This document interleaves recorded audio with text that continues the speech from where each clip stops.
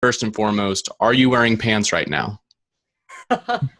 I knew the question was coming, and the answer is no.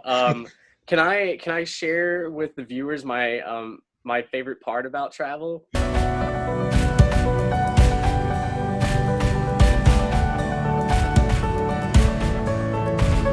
Hello, everyone, and welcome to the New Medical Nomads I think you podcast. got this. My name is Dylan. I am here with Dr. Jodi James, who's also a physical therapist, currently traveling. Dr. James is a dear friend of mine. We went to the same freshman entry-level program at Maryville University of St. Louis, met at a undergraduate function, and been partners in shenanigans ever since.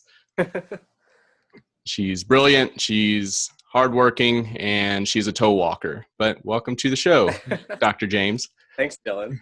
Thank you. Thank you. So first, just to get started, why don't you tell us a little bit about yourself, kind of what you went through with school, coming out of school, how you ended up in the position you are now, and where you're headed. Got you. Well, like you said, I also went to Maryville University in St. Louis, Missouri, freshman entry program, which was great and fantastic for me.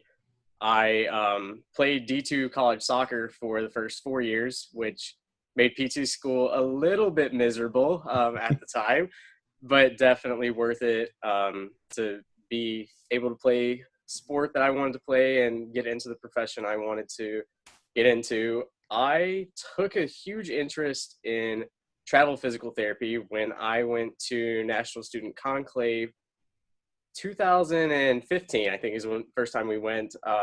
Talked to a lot of different places, a lot of different companies, and kind of felt like that was something I wanted to do right after graduation, kind of jump right in, get my toes wet, and experience a lot of different things right after graduation. I am from Mississippi originally, moved to St. Louis. I figure why not move again and see how that goes for me. So I talked to several different companies, different recruiters throughout the next 2 years. I was finishing up the doctorate part of the program, and finally just decided to take a leap and do traveling as a brand new grad, which is something that everyone told me not to do, but I will have to go back and kind of say that was the worst advice they could have given me because it has been the best experience of my life so far. So couldn't have asked for a better thing to do right out of school. So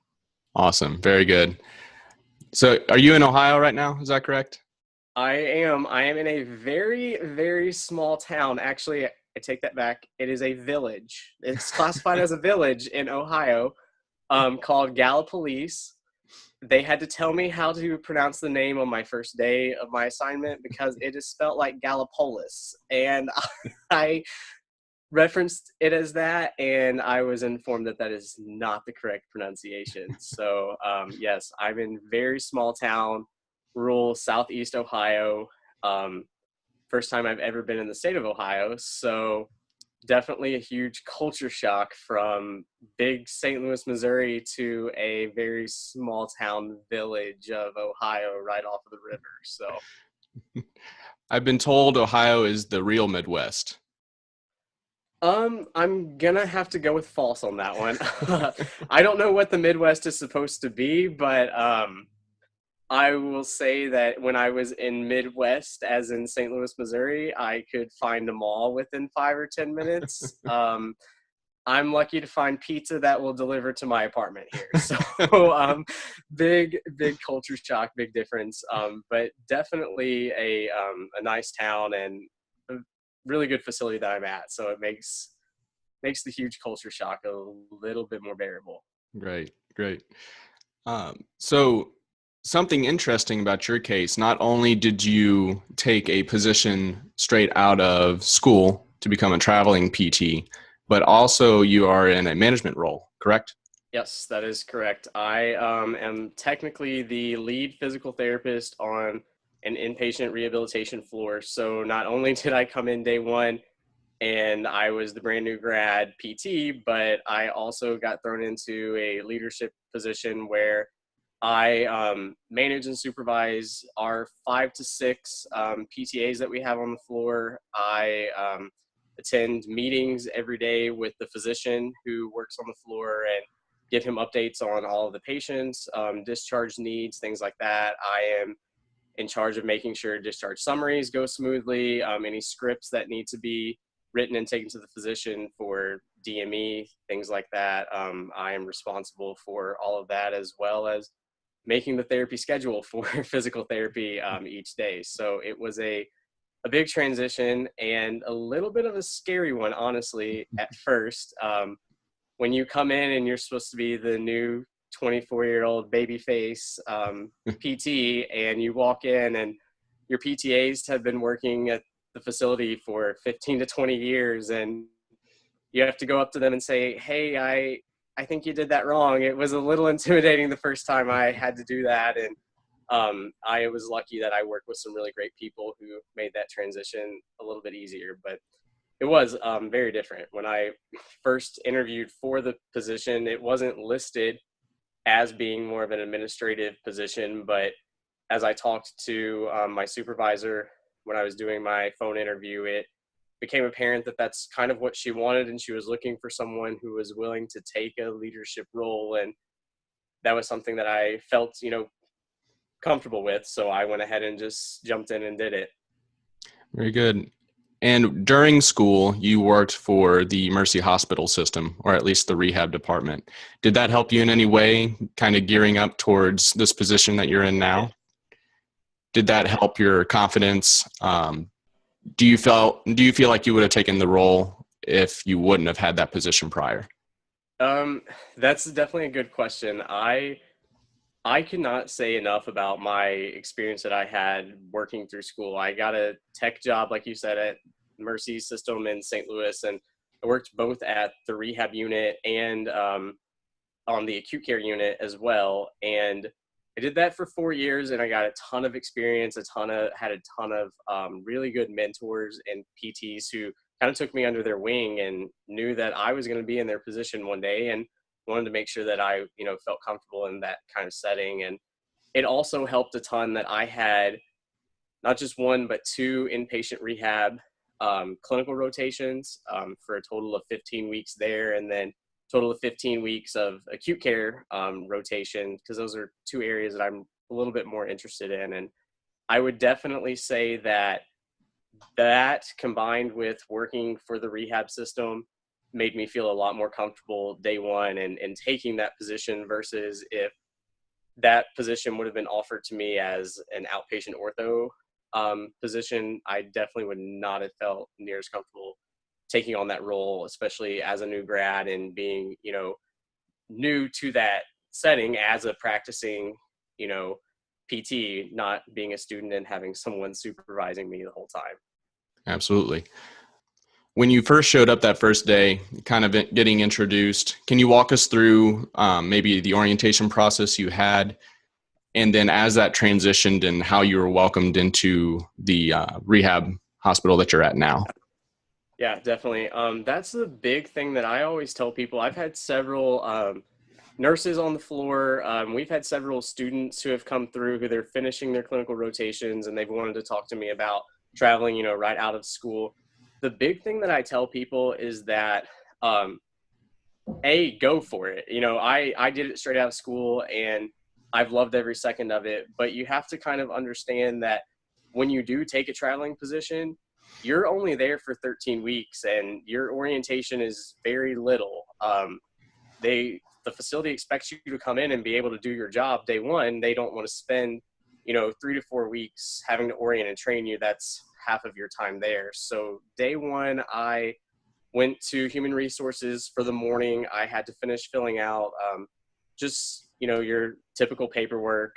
And at lunchtime, they walked me over to the inpatient rehab, and I actually had lunch, with everyone there, which was nice.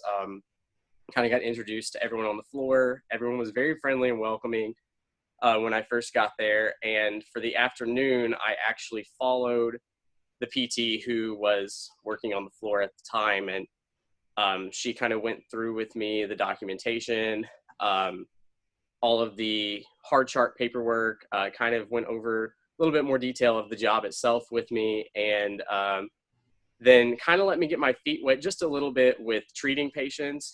But I didn't do as much of the documentation that first day, just kind of making sure that I could get the flow of, the floor itself.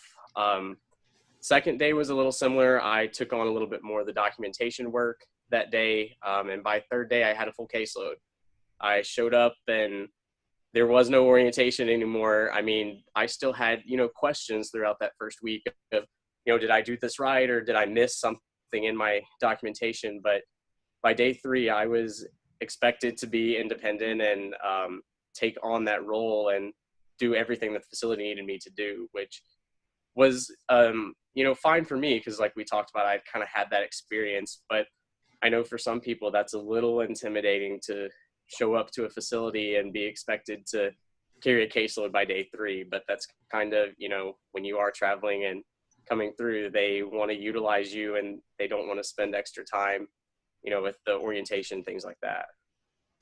Gotcha. So Jodi, you've always been a brain wizard. You've always been a neuro girl. Always kind of looked up to you for that, because that is just something that has never come to me naturally.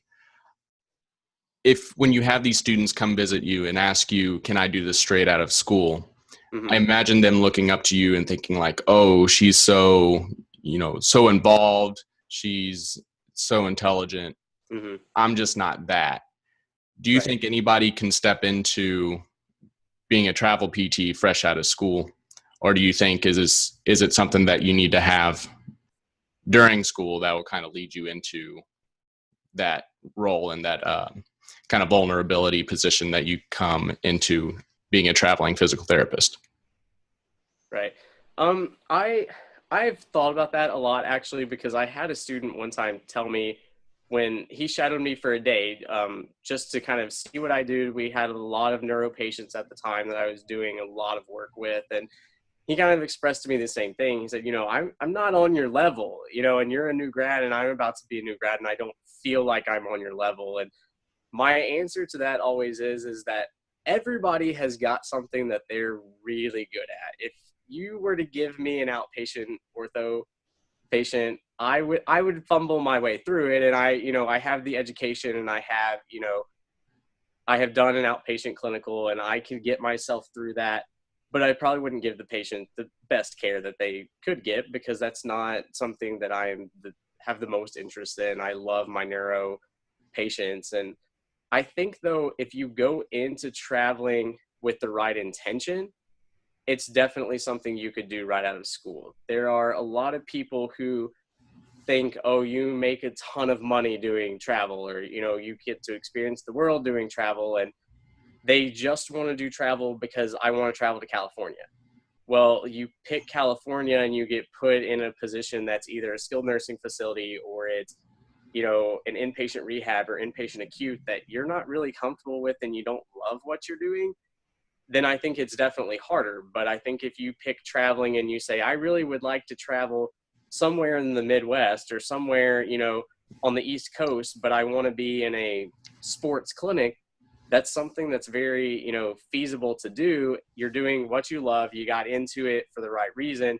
I think it's something that you could jump in and, do straight out of school. But your intention kind of has to be, I want to do this because I want this type of setting, or I want this kind of exposure, not I want to do this because I want to go to where I'm going to make the most money.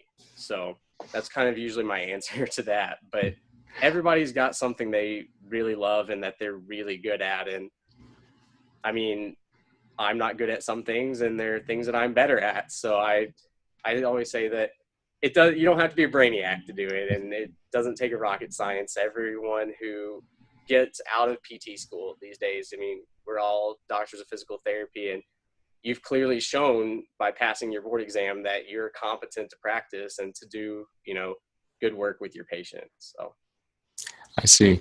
That's a really great answer. And through my discussions with other contractors and other recruiters, it seems to be that it's almost like a decision. You either choose the setting that you would like to work in, or you choose the location that you would like to go to, which is kind of reflected with what you just said. So Jodi, can you tell us about how it was kind of coming out of school, getting ready? You knew you wanted to do traveling. You knew you wanted to work in the neuro setting. Can you kind of tell us the steps that you took? And also you're preparing for a neuro residency as well, and Correct. describe how traveling has kind of led you to kind of feed yourself into your career and enhance it.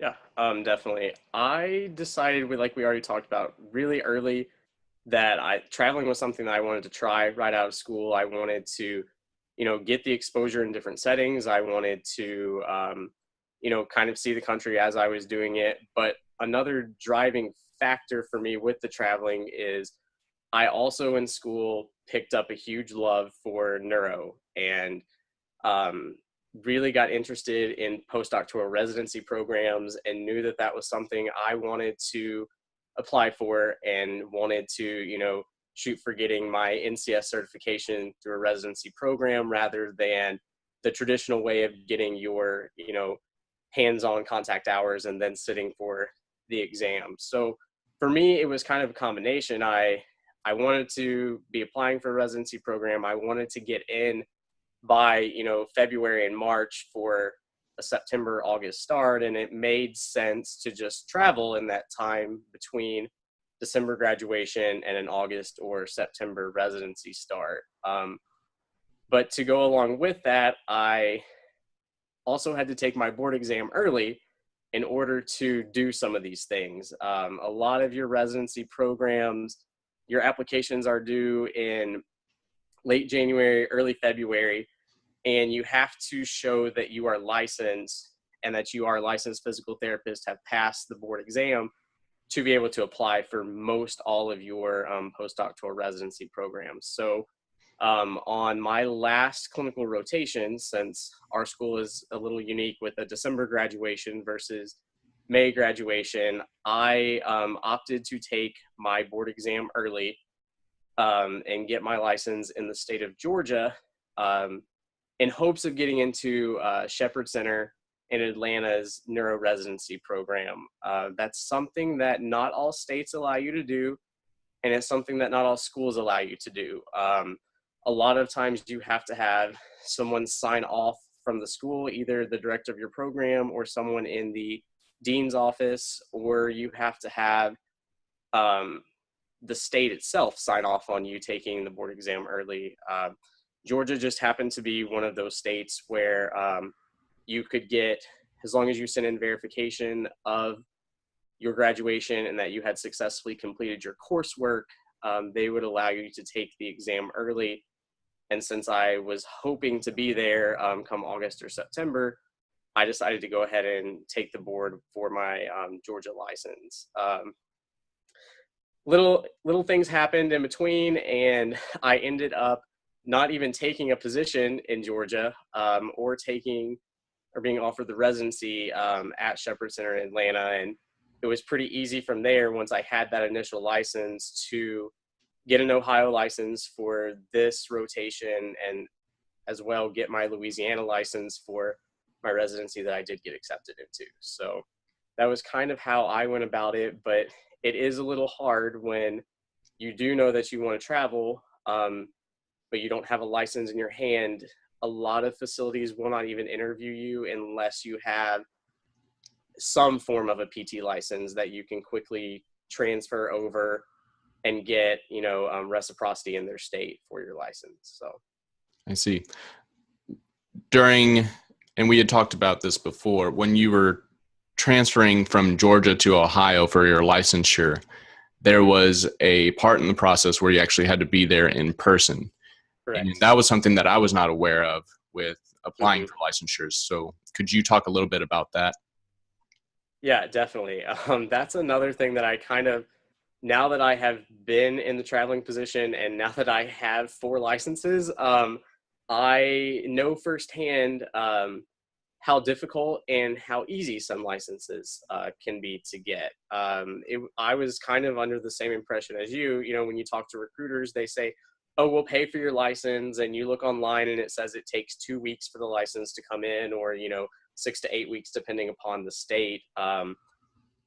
Not all of those are always accurate. And when you read more into it, each state's qualifications and what they ask you to do is different. So when I went to transfer my license from Georgia to Ohio, I actually was required to submit fingerprints for the license. I could either submit those as ink blots on a card that I could have gone to my local courthouse and gotten. However, when you do it that way, it takes 12 weeks for your license to come back. Those are harder for the FBI to get a background check on, and it takes longer to process. Or I could come into the state of Ohio and get my fingerprints digitally scanned. It took 5 minutes, and my license came in the next week. So because I needed the license for the position, the travel company that I had already, gone through and committed for this contract with, they paid to fly me in. It was a 1-day quick trip. I got to the airport at 6 a.m., flew into Columbus, got a rental car, got scanned. 5 minutes later, came back, caught a flight back home, was in and out of the city of Columbus in less than 2.5 hours. That included sitting and waiting on my plane. So quick trip, but had to do it to have the license. Another kind of example of that is now I'm currently working on getting my Louisiana license for my residency program. And they not only require fingerprints, but they require an in-person interview with their board member. Louisiana, I don't know if you know, is a direct access state. So they require a lot more information with their licensure, a lot more of an extensive background check. And the interview that you do with their board is not only an interview just to meet you, but it's also an ethics interview to make sure that you truly do understand the law, and that you would be ethical in a situation that does require direct access and referral back to a primary care or, a DC. So that's a big deal, for me now, is that I now have to fly into the state of Louisiana and do my interview. That way it's not as easy as a lot of people make it out to be. However, I did get a Missouri license, and that was about the easiest license I think I ever got. So it can go both ways. Just kind of know when you do travel, when you get to your assignment and you're starting to think about your next assignment, go ahead and, within that first week, start looking up, I want to go to Tennessee, or I want to go, somewhere else. You need to look up what their licensure requirements are and start working on that, because especially if you do have to go somewhere for an interview, you're going to need to, schedule that with your supervisor, because as a travel PT, you're not really given days off. I mean, if you're outpatient orthopedics, you get your weekends off, or, things like that, but you're not a full-time employee, and they're not really entitled to give you a day off just for you to go get, a license somewhere else. So just kind of remember that as well. So it sounds like the company that you're currently working for while traveling is taking pretty good care of you. I know that you had met some of the recruiters through school when we were both kind of checking out together. You designed one of their shirts. Oh my God, Becky, look at her squat. Those are pretty good. And then we went to a function where you ended up twerking on stage. I don't know if it was that function or not, but sure, I'll go with it. Well, I think you pulled me up there as well, so I guess we're both guilty of that. How did you feel like you just got lucky with finding the current company that you're working for? I did. That's fine. How did you go through finding them? Or how did you go deciding that you were for sure going to work with them? Yeah, that's a good question. I get asked that a lot. My big thing when I chose to do traveling was, like we've already talked about, my interest is neuro, and I absolutely love inpatient rehab. So that was the two big things that I was kind of looking for. And I wanted to make sure that when I took a position, I was able to either find something that was neuro on acute care, or my real love of neuro inpatient rehab. So I talked to, I think 10 different companies.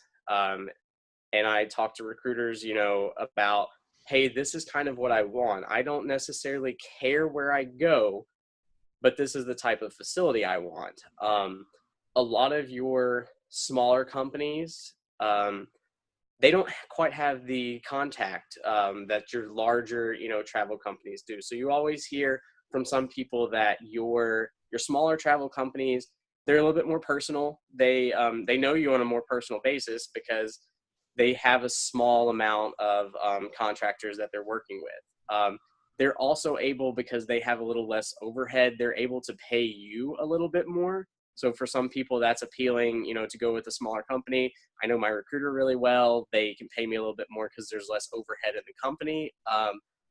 And that's a big perk for some people. But like I said, with those companies, a lot of times you're looking at more SNFs, more very rural areas, and more, just outpatient orthopedic settings with not a lot of variation, going on.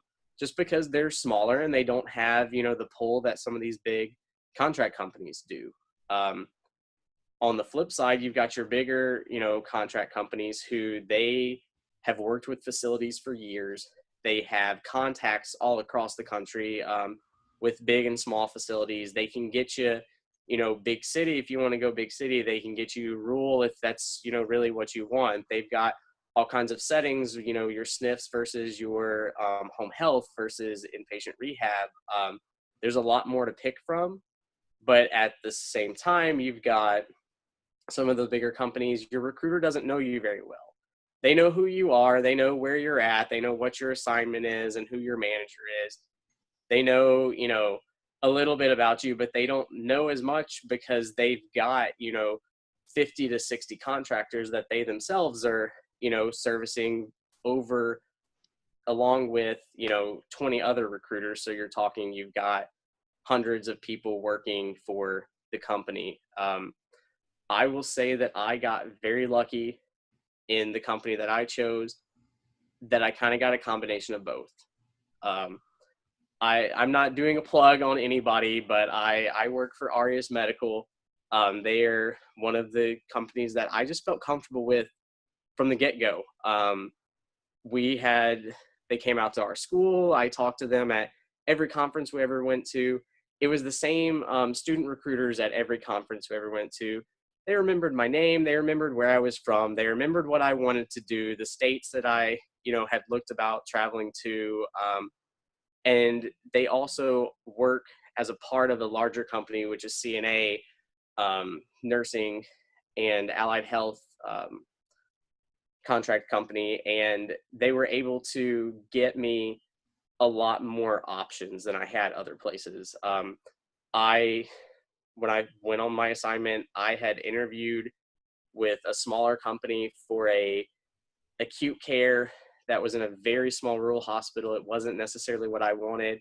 I called my Arias recruiter and I said, hey, no, we really haven't found an inpatient rehab, but is there any way you can send something out again? And she sent, something out to all the different states that they worked with. And she actually found me 2 in one day, just because they have a lot of companies that they've worked with, and they've got a lot of facilities that really trust them and trust their, contracts that they send. So you kind of have to decide what you want and then what you feel comfortable with.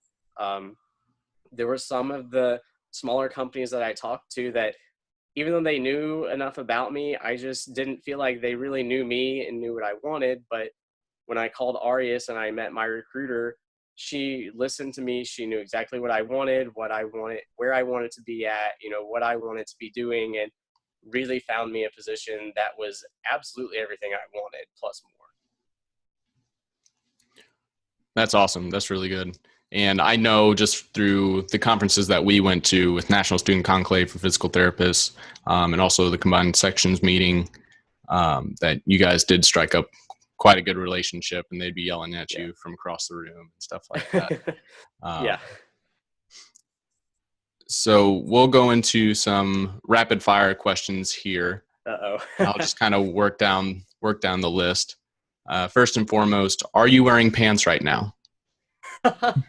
I knew the question was coming, and the answer is no. Can I share with the viewers my favorite part about travel? Yes, yes, You please do. don't have to wear pants for any of your interviews. It's great. To clarify, I am wearing Nike shorts, but I actually, when I took this position for Ohio, I was not aware that Ohio was on Eastern time and that they were not on the same time frame as me. So my recruiter called me the day before and said, "Hey, manager's going to call you at 10:30 tomorrow morning to do a phone interview." I said, "Okay, sure. I have the day off. That'll be fine with me." 9:30 a.m. I had just gotten out of the shower, didn't have any pants on, had barely gotten out of the shower for 5 minutes, and an Ohio number calls me. I'm like, "Oh, well, I should probably answer it. It's from Ohio." Lo and behold, it was the manager at my facility wanting to do my phone interview. And I answered the phone and I said, "I'm sorry that I sound, shocked, but I thought you were calling me at 10:30. And she goes, "Well, we're on Eastern time." I said, "That would have been nice to know." But yes, best part about traveling, any position I have ever been offered or ever taken, my interviews I have conducted in my loungewear. So definitely less intimidation on an interview. Well, no pants are best pants. That is right. So going on down the list, what's the biggest myth that you've found now that you're kind of a new grad traveler? I think the biggest myth is that it's a terrible choice to do it right after graduation. I have not been happier, I think, in the past 6 months. Granted, I have PT school to compare that against, but it has been the best decision that I've made. I have made a ton of really good friends, a ton of great connections that I can use when I, go further in my career. And I have made, very good professional and friendly relationships with everyone that I've encountered while I've traveled. So I think that that's really the biggest myth, is that you shouldn't do it after graduation. I say, why not? Just, it's been the best time of my life. That's awesome. What kind of books or podcasts or personalities do you follow currently? And this can be for travel, or this could be for neuro. This could be just for your own use. I've really gotten into Atul Gawande. He is a neurosurgeon, actually, and he has written several books. He's actually from this area, born and raised in Athens, Ohio, which is about an hour from where I'm at. And I will sound cheesy and say that his books have honestly changed the way that I look at healthcare and the way that I treat a lot of my patients, especially since I'm on inpatient rehab. Patients are a little bit sicker than, the patients you see in outpatient or home health. They have a lot going on, physically, emotionally, psychocognitively. They have a lot going on. And his book, Being Mortal, honestly changed my life. It's a huge discussion on healthcare and how we deal with death in healthcare. And it was a huge kind of eye opener for me and changed the way that I think about, my patients and what they're going through and what their family members are going through. So I think that I definitely recommend it for anyone. He's written 3 books. Well, he's written more, but he's written Being Mortal. Checklist Manifesto is another one of my favorites. And I'm currently reading Better, which is by him. And it's kind of it's more geared towards surgeons, but it's a good book as well. We lived together for a little bit. We had a similar clinical out in Springfield, Missouri, roomed together there. And then during our combined sections meeting, we actually shared bunk beds with a nice little Mickey Mouse light on the side. It was a lot of fun. I was going to say, yes, they were Disney themed bunk beds. The highlight of the trip. So now that you're kind of going on these adventures on your own, I'm sure once you get to the new place, you don't know anyone, you're kind of new there. What are some of those things that you do when you first arrive to a new place? Do you try and go out and meet people right away? Do you kind of become a little more introverted and read a little bit more or do more things like that? how do you get by those first couple of weeks when you're still kind of getting settled in? Right. I think that personally, anyone who really thinks that they want to travel and they're, saying that they're going to travel, you kind of have to have a outgoing personality to want to do that, because it is something that, especially if you're not taking a significant other, you're not taking someone with you. It's something that you're going into it knowing that you're going to be by yourself in a new place for a while. For me, me personally, I have never met someone that I'm not friends with. So when I first got to the hospital, it wasn't that big of a deal for me to make new friends. I'm always, pretty outgoing, and I'll speak to anyone, even if they probably don't want me to. I will talk to anyone. And it wasn't that hard for me to make friends at work. Translate that into, having somebody to do stuff with after work. That was a little hard the first couple weeks. I did do a lot more reading. I'm in a very kind of active community, so I did a lot of running, a lot of working out, and that's actually where I met a lot of my friends that I have now. I have good work friends that will go out and hang out together, but I honestly met more of my friends just doing things that I would normally do. I would take my books and go down. There's a park right down the street from my apartment. I would go sit down there and read and talk to people sitting on the bench, or I would go work out at the gym, talk to people, just casually at the gym. And that's honestly how I made a lot of my friends. It was a little difficult at first. And the first couple weeks, I did kind of question, like, hey, did I really make the best choice, like traveling on my own and not, having somebody who traveled to the same city as me, or, having a friend, and being 9 hours from St. Louis plus 9 hours from my parents in Mississippi. And that was a kind of a big adjustment. But now, I mean, it's not a big deal at all. I feel like I'm back at home, and I have friends that I hang out with, and we go do things and go to dinner, go to see a movie, things like that. Yeah, during my clinicals when I was new to the area, I know I spent a lot of time in my room kind of just cleaning up, getting unpacked, because Right. we're both procrastinators. We push that stuff off. And so that was a great time for me to unpack. Got some reading done, and then really started using some of those social media apps to start meeting some, Mhm. local people, getting out, kind of seeing the local events that were going on. There was a big festival going on during my last clinical that was pretty fun to go to, and also just local places to visit, so churches, views, hiking spots, things like that.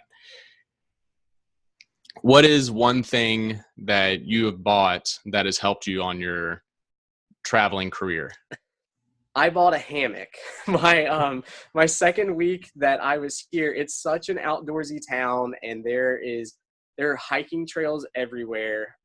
You can drive 10 minutes either way and get to a hiking trail. There's a trail that I take to work every day when I walk to work or like run to work. So I bought a hammock, and honestly, that's been my favorite purchase that I have made so far. I will take my hammock and take a book and go hiking for a little bit. It hangs up between two trees. I'll hang it up there and read a little bit or take a nap. I like to do that a lot when I go hiking, and then fold it up and continue hiking. But I honestly, I don't think that I've bought anything that has helped me travel. Besides, I did get a new car. That's There you go. I can hold more things now, which I don't know is a good idea. It's that minimalist living, Jodi. I know it is. Actually, where the origin of that question came from, you were talking about a vacuum that you had bought to pack all your clothes away. Yes. So what is that? Okay, so I already had a vacuum, but fun tip to anyone who's thinking about traveling, space bags are the greatest invention ever. You can find them at Walmart. I used to think they were the cheesiest things ever when I saw commercials for them. They're great. You throw like 20 or 30 t-shirts in a space bag, you hook the vacuum hose up to it, and it lays flat. You can stack whatever you want to on top of it. The bag is waterproof. Then you get to wherever you're going and you unseal the bag and your shirts puff right back up. I didn't believe it was going to work until I got here, and my shirts looked great when I got here. So definitely use space bags. They will help save you some space, especially if you are in a smaller vehicle or you're traveling with someone. It's definitely a good economical thing to do.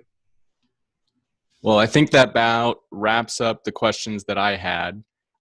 Do you have anything that you're wanting to tell the audience? Can be really anything, any words of advice to anybody who might be on that fence of deciding whether or not they should travel? Or Yeah, I mean, I've said it a bunch of times. Just if you're on the fence, just go for it. It's definitely something that's going to be a new experience for you. It's a little overwhelming and intimidating when you first get into it, especially if it's your first assignment. There's going to be a lot of paperwork you have to fill out with travel company HR. There's going to be a lot of things you have to do, to get your license. But at the end of the day, it's 13 weeks.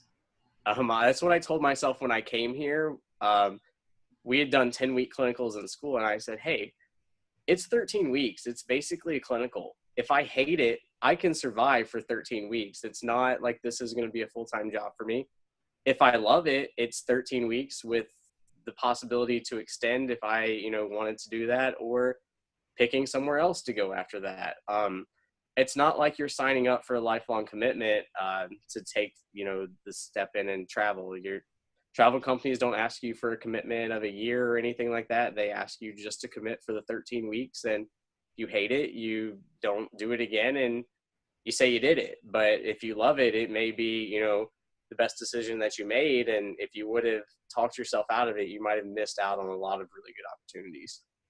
Definitely open to any questions, any comments, besides comments about the no pants, because that's not going to change anytime soon. So, well, thank you so much again for coming on the New Medical Nomads podcast. You are an inspiration for sure. You always have been. If any of the listeners have any comments or questions, please just join the New Medical Nomads Facebook group and tag her in a question, and she'll be able to answer anything there. Once again, thanks so much for joining us, Jodi. Thank you, Mr. Callier, for having me. I am honored to be one of your guests. And we'll send it off here. So everybody, have a good day, and welcome to the New Medical Nomads family, Jodi.